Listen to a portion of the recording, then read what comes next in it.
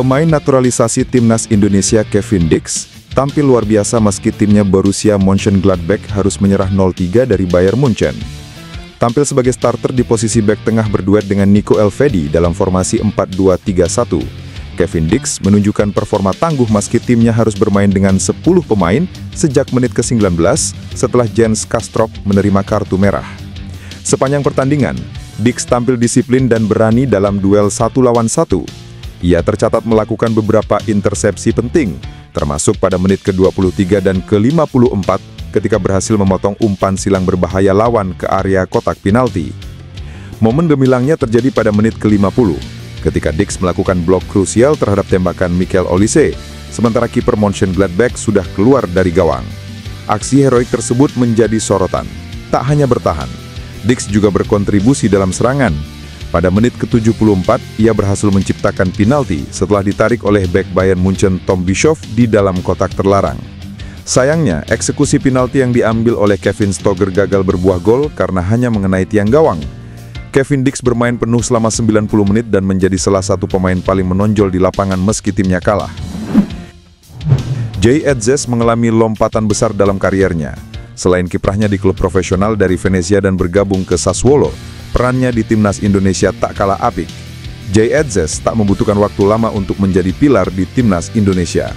Sejak resmi menjadi WNI pada 23 Desember 2023, ia langsung menjadi pemain yang dibutuhkan di jantung pertahanan skuad Garuda. Jay Edzes melakoni debutnya berseragam timnas Indonesia pada tanggal 21 Maret 2024 atau hanya berjarak 4 bulan setelah ia mendapat kewarganegaraan Indonesia.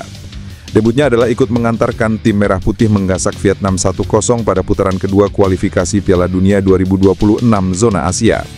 Setelah itu, Jay Edzes mencatat total 16 caps dengan torehan 1 gol untuk timnas Indonesia hingga laga terakhir di putaran keempat kualifikasi Piala Dunia 2026 zona Asia.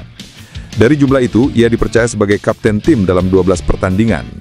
Kali pertama Jay Edzes didapuk menjadi kapten timnas Indonesia adalah pada saat menghadapi Arab Saudi pada putaran ketiga kualifikasi Piala Dunia 2026 zona Asia. Debut kaptennya berjalan manis. Indonesia mampu menahan imbang Arab Saudi di Jeddah 1-1. Usianya saat itu baru 24 tahun.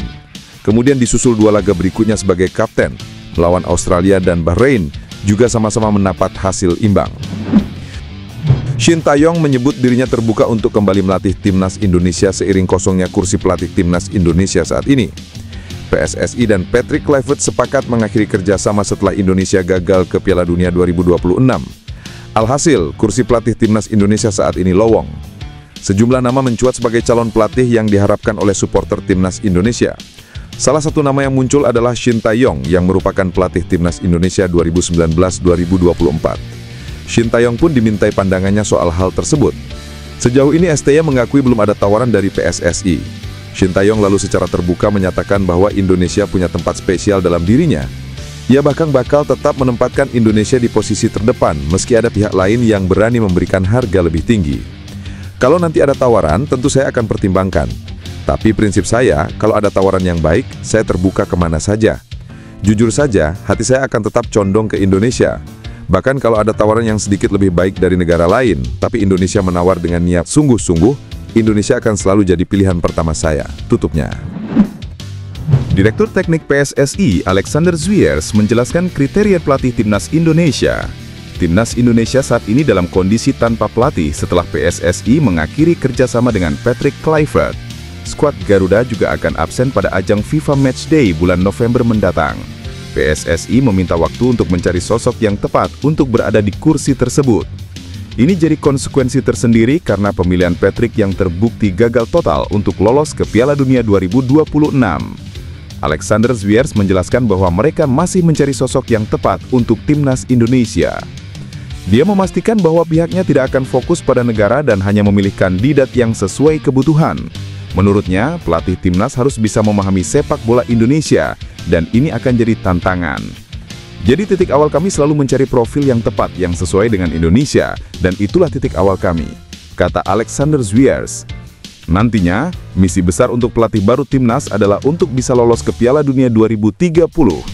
Persiapan akan dilakukan lebih dalam dan dia yakin waktu yang akan bisa dimaksimalkan dengan baik.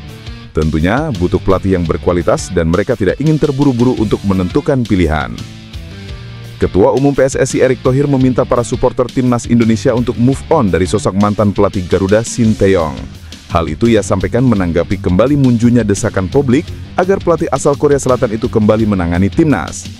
Kursi pelatih kepala timnas Indonesia saat ini memang sedang kosong usai perpisahan dengan Patrick Kluivert pekan lalu. Juru taktik asal Belanda itu mundur setelah gagal membawa tim Garuda lolos ke Piala Dunia 2026 yang akan digelar di Amerika Serikat, Kanada, dan Meksiko. Sejumlah nama pelatih baru pun mulai dikaitkan dengan posisi tersebut. Dari pelatih yang berkiprah di Asia hingga Eropa, publik banyak menyebut Sinteyong sebagai sosok ideal karena rekam jejaknya selama 5 tahun bersama timnas Indonesia sejak 2020. Namun, Erick menegaskan bahwa Sinteyong adalah bagian dari masa lalu timnas. Menteri Pemuda dan Olahraga itu juga menjelaskan, evaluasi terhadap dua mantan pelatih tersebut akan menjadi dasar bagi PSSI dalam menentukan profil pelatih baru yang sesuai dengan kebutuhan tim Garuda. Erick mengakui bahwa mencari pelatih baru bukan hal mudah. Salah satu tantangannya adalah peringkat FIFA Indonesia yang masih berada di luar 100 besar dunia. Pria berusia 55 tahun itu menambahkan, ia tengah memanfaatkan jejaring internasionalnya untuk mendapatkan sosok pelatih yang tepat dan memiliki visi jangka panjang bersama timnas Indonesia. Sekarang saya lagi coba pakai jaringan internasional untuk memberi kepercayaan diri bahwa kita tetap ingin punya program jangka panjang. Apa yang terjadi kemarin itu bagian dari hasil yang harus kita tanggung jawab, tutup Erick. Pelatih asal Uzbekistan Timur Kapadze akhirnya buka suara soal desakan netizen yang ingin dirinya menangani timnas Indonesia. Timur mengaku netizen Indonesia rame-rame menyerbu akun media sosialnya. Ia mengetahui kabar tentang kekosongan kursi pelatih setelah Patrick Kluivert berpisah dengan timnas Indonesia. Saya sudah baca dan dengar berita tentang timnas Indonesia dan federasi di sana. Akun Instagram saya dibanjiri oleh pesan dari penggemar timnas Indonesia. Mereka bilang ingin melihat saya di sana. Ini perasaan yang menyenangkan, kata Timur dikutip dari Zamin. Nama Timur Kapadze mencuat ke permukaan dalam bursa pelatih timnas Indonesia. Sukses membawa Uzbekistan lolos Piala Dunia 2026 dinilai jadi rekam jejak brilian bagi juru taktik 44 tahun itu. Kini Timur Kapadze berstatus asisten pelatih setelah Asosiasi Sepak Bola Uzbekistan merekrut Fabio Cannavaro sebagai pelatih di Piala Dunia 2026. Meski ada kans jadi pelatih kepala, Timur mengaku tak ada tawaran apapun yang datang dari Indonesia. Lebih lanjut, Timur menegaskan bahwa saat ini fokus kerjanya adalah untuk timnas Uzbekistan.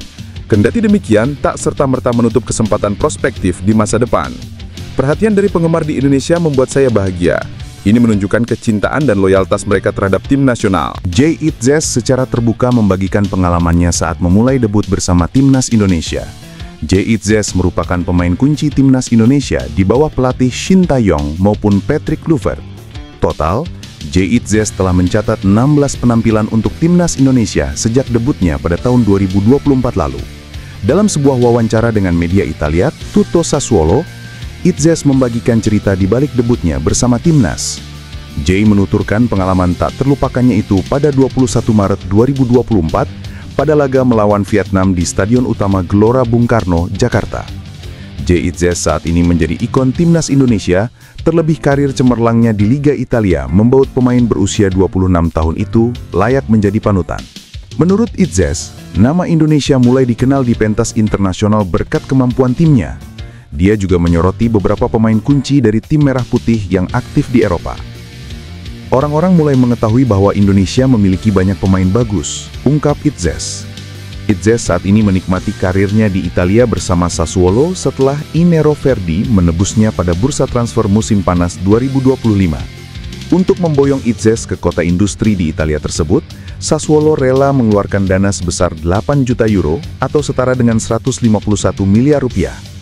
Selama musim 2025-2026, Itzes telah bermain dalam 6 partai Liga Italia dengan mengenakan seragam hijau hitam. Direktur Teknik Timnas Indonesia, Alexander Swiers, mengungkapkan kriteria calon pelatih baru Timnas Indonesia. Timnas Indonesia masih belum menentukan siapa pelatih anyar Timnas Indonesia setelah diberhentikannya Patrick Kluivert. Tak ayal, sosok calon pelatih Timnas Indonesia saat ini masih menjadi perdebatan. Alexander Swiers pun mengatakan sosok seperti apa yang pantas untuk menangani Timnas Indonesia. Ia menekankan bahwa pelatih Timnas Indonesia secara spesifik harus sejalan visi 2030 dari Timnas Indonesia. Ex-direktur teknik Yordania itu menambahkan, pelatih Timnas Indonesia tak hanya harus memiliki kemampuan strategis dan kepemimpinan,